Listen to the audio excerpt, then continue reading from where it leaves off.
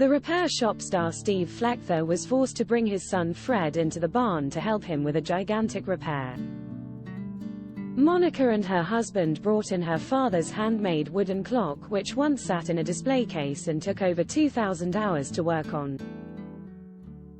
After first laying eyes on the piece of work, Steve was curious as to where it came from and how he was going to be able to get it back working. Monica explained, "My dad built this. His name was Ronaldford. He was a very talented man and he was a cabinet manufacturer by trade, and he always had a dream of making a wooden clock. There were about 2,000 hours of work there, I would say. This particular one was built for a display in the World Trade Center in Dallas. It was the 4th or 5th. Stunned, Steve commented, "I am blown away because this is incredible. That is months and months of work. That is just incredible." Monica continued, "He was quite modest, didn't realize the talent that he had, no way, very quiet man, and he could build and repair anything. But he made everything so big, but there wasn't a lot he couldn't do really.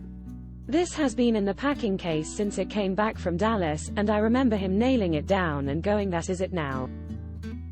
He wanted people to see it, to see the work."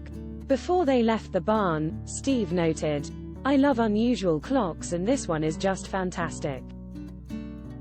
I can't tell you, I am so excited to take a look at it and get it ticking." Taking it to one side to start working on it, he said, "I am absolutely blown away by this clock. The attention to detail and the workmanship is just outstanding. I am terrified of taking it apart, and I cannot see any metal. First thing first, I am going to take off the dial and the hands and make the stand to put it on so I can see where I am going to go from there."